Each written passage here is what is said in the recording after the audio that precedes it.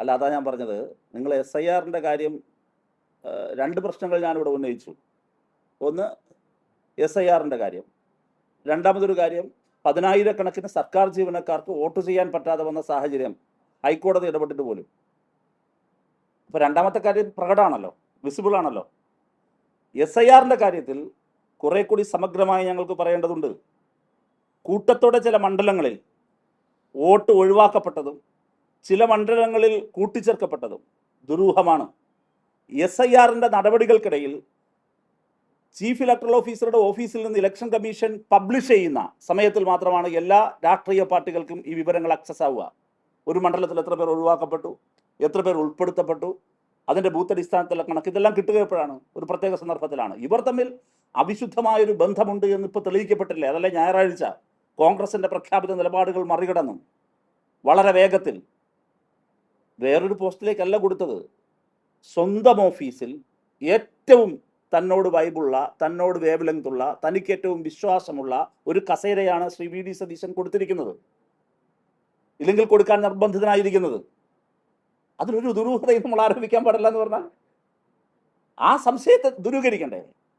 കേരളത്തിൻ്റെ മുഖ്യമന്ത്രി അദ്ദേഹം നീതിമാനാണെങ്കിൽ ഈ ഉയർന്നു വന്ന വിഷയങ്ങളിൽ അദ്ദേഹം ലോജിക്കലായ ഒരു വിശദീകരണം നൽകണ്ടേ? അതിന് അദ്ദേഹത്തിന് ബാധ്യസ്ഥതയില്ലേ? ആ ബാധ്യത അദ്ദേഹം നിർവഹിക്കണം. അത്രേ നമ്മൾ പറയുന്നുള്ളൂ. അത് പറയട്ടെ.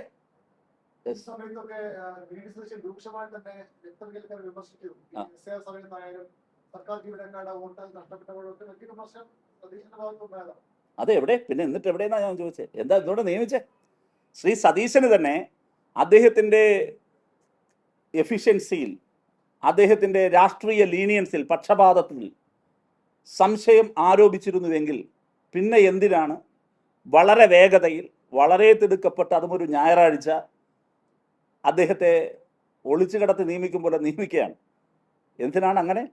അതും ഇത്രയും വിശ്വസ്തമായ ഒരു കാര്യത്തിൽ നിങ്ങൾക്കും എനിക്കും അഭിപ്രായ വ്യത്യാസമല്ലല്ലോ. ഇപ്പം ഇരുത്തിയിരിക്കുന്ന പോസ്റ്റ് ഏതാ? വാഴിച്ചിരിക്കുന്ന പോസ്റ്റ് ഏതാ? മുഖ്യമന്ത്രിയുടെ സെക്രട്ടറിയാണ്. മുഖ്യമന്ത്രിയുടെ സെക്രട്ടറി എന്ന് പറഞ്ഞാൽ ഞാൻ നേരത്തെ പറഞ്ഞ വാക്ക് ഒട്ടും ആലങ്കാരികമല്ല.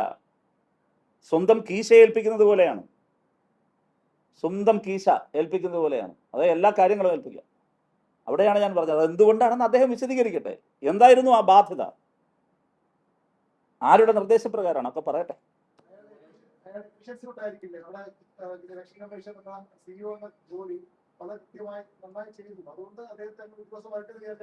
കൃത്യമായി ചെയ്തു എന്നുള്ള അഭിപ്രായം അവർക്കില്ലായിരുന്നല്ലോ. പ്രശ്നം കൃത്യമായി ചെയ്തുവെന്നോ രാഷ്ട്രീയ പക്ഷപാതത്വത്തിലല്ലാതെ അദ്ദേഹം നിഷ്പക്ഷമായി കാര്യങ്ങൾ ചെയ്തുവെന്നോ കോൺഗ്രസിന് പ്രഖ്യാപിതമായൊരു നിലപാടുണ്ടോ? അതാണ് അറിയേണ്ടത്. രാഷ്ട്രീയ പ്രശ്നമാണ്. ഞാൻ അതുകൊണ്ടാണ് ഇവിടെ നിങ്ങൾ മൈക്ക് വെച്ചപ്പോൾ പറഞ്ഞ സ്റ്റേറ്റ്മെൻറ്റിന് പുറമെ AICC-യുടെയും KPCC-യുടെയും ഈ രത്തൻ കേൽക്കറുടെ നടപടികളെ വിമർശിച്ചുകൊണ്ടുള്ള ട്വീറ്റ് ഞാനിവിടെ കോട്ട് ചെയ്യുന്നത്.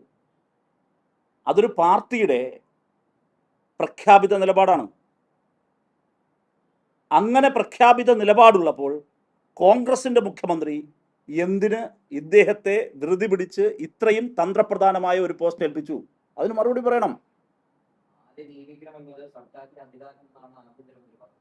അല്ല, അതാ ഞാൻ പറഞ്ഞത്. അധികാരം ആരെ ചൂസ് ആൻഡ് പിക്ക് ആണല്ലോ, ആരെ ഉപയോഗിക്കും. അപ്പം ഇദ്ദേഹത്തെ തന്നെ എന്നിലേക്ക് എത്തി?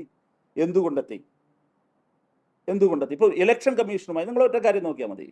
കഴിഞ്ഞ കുറേ കാലമായി ശ്രീ രാഹുൽ ഗാന്ധിയും കോൺഗ്രസും ദേശീയ തലത്തിൽ നടത്തിക്കൊണ്ടിരിക്കുന്ന, പാർലമെന്റിനകത്ത്, സുപ്രീം കോടതിയിൽ, തെരുവിൽ നടത്തിക്കൊണ്ടിരിക്കുന്ന പോരാട്ടം എന്താ? Rahul Gandhi versus election commission of India. ഇതാണല്ലോ അവരുടെ നരേറ്റീവ്. അപ്പോൾ ആ ശത്രു അവർ അതിൻ്റെ പശ്ചാത്തലത്തിൽ ഒരുപാട് കാര്യങ്ങൾ പറയുകയാണ്. കോൺഗ്രസിന് അതിലൊരു പ്രഖ്യാപിത നിലപാടുണ്ട്.